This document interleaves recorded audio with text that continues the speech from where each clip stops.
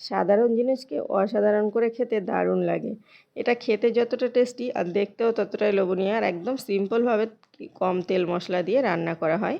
তো দেখুন কিভাবে বানালাম, আশা করছি সকলের খুব খুব ভালো লাগবে। আমি অনেক রকমভাবে এই ডাটা রেসিপি, সজনে ডাটা রেসিপি শেয়ার মানে বানাই, এটাই আমি শেয়ার করছি। এটা কয়েকদিন আগে ভিডিও, যখন প্রথম একদম ডাটা উঠেছিল সেই সময় আমি ভিডিওটা বানিয়েছিলাম, তবে ছেড়ে মানে দেওয়া হয়নি, আপলোড করা হয়নি, তবে এখন করছি। আশা করছি সকলের খুব ভালো লাগবে। প্লিজ এভাবে ট্রাই করার অনুরোধ করছি। আপনারা কীভাবে বানান জানি না, এভাবে একবার হলেও ট্রাই করবেন।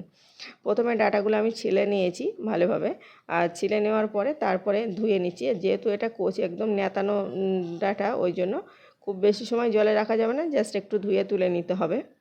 তো তুলে আমি সাইডে রেখে দিচ্ছি। বাকি পাশে আমি এখানে কিছুটা মাছ নিয়ে নিয়েছি, 4 পিস মতো মাছ নিয়েছি। আর যতটা মানুষ হিসেবে মানে মেহমান হিসেবে সেই হিসেবে নিতে হবে। মাছটা আমি নিয়েছি, স্বাদ অনুযায়ী লবণ দিচ্ছি, হলুদ গুঁড়ো দিচ্ছি, একটু লঙ্কা গুঁড়ো দিয়েছি, দিয়ে ভালোভাবে হাত দিয়ে মেখে নিচ্ছি।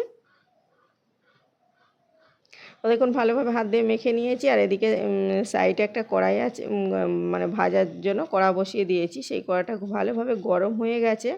তারপরে আমি কড়াইতে পরিমাণ মতো তেল দিয়ে নিচ্ছি। আর মাছটা একটু ভালো করে মাখাতে হবে, তাহলে কিন্তু ভালো লাগবে।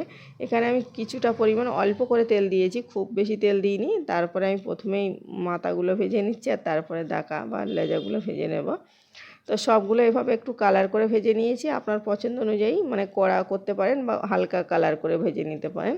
তো এই তো দেখুন ভাজা হয়ে গেছে। তবে সজনে ডাঁটাতে মাছ দিলে খেতে দারুণ হয়। রেসিপিটা দেখতে কিন্তু খুবই সিম্পল মনে হয়, কিন্তু খেতে অসাধারণ লাগে। আবারও বলছি, এই এক পদেই যথেষ্ট, অনেক রকম কোনো রেসিপি লাগবে না। এটা বানালে সকলে 2 রাত্রি চেটে পুটে খাবে। তো আমি প্রথমে একটু কড়াইয়ের মধ্যে অল্প সাদা তেল দিয়ে নিলাম, আর তারপরে দিয়ে নিচ্ছি পেঁয়াজ কুচি। পেঁয়াজ কুচিটা একটা দিলাম গোটা, পেঁয়াজ কুচিটা হালকা লাল করে নিয়ে সামান্য পরিমাণে 1/2 টেবিল চামচ আদা রসুনের পেস্ট দিয়ে নিলাম। তারপরে দুটো ছোট ছোট মিডিয়াম সাইজের আলু কেটে ধুয়ে নিয়েছিলাম, সেটা দিয়েছি। এই তো দিয়েছি স্বাদ অনুযায়ী লবণ, 1 টেবিল চামচ লবণ দিলাম। আর তারপরে হলুদ গুঁড়ো দিয়ে নিচ্ছি 1 টেবিল চামচের মতো। এখন দিয়ে নিচ্ছি জিরে মরিচ ধনিয়া গুঁড়ো 1 টেবিল চামচ, লঙ্কা গুঁড়ো 1/2 টেবিল চামচ। ভালোভাবে মশলাগুলো কষিয়ে নেব। এখানে ডাটাগুলো যে কেটে রেখেছিলাম সেটা এখন দিয়ে নিলাম। আগে মশলাটা কষিয়ে নিয়ে দিয়েছি, দিয়ে অনবরত নেড়েচেড়ে ভালোভাবে নেড়েচেড়ে কষিয়ে নেব। তো সময় নিয়ে দেখুন এভাবে আমি কষিয়ে নিলাম ভালোভাবে, 1 মিনিটের মতো নেড়েচেড়ে কষিয়ে নিয়েছি। আলুটা কিন্তু আগে 1-2 মিনিটের মতো কষিয়ে নিয়েছি। আলুতে কোনো রকম জল ব্যবহার করিনি।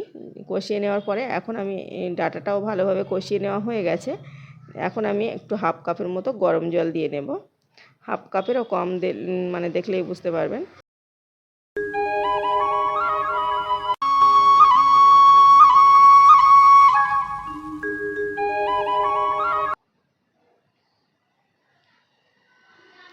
সাইডে যে গরম জল রেখেছিলাম, গরম জলটা এখন আমি দিয়ে নিচ্ছি। দিয়ে ওই যে বললাম 1/2 কাপের মতো দিয়েছি, একদম সামান্য পরিমাণে দিয়ে ঢাকনা দিয়ে ঢেকে কিছুক্ষণের জন্য আমি রেখে দেব, যতক্ষণ না সে মানে জলটা শুকিয়ে আসবে।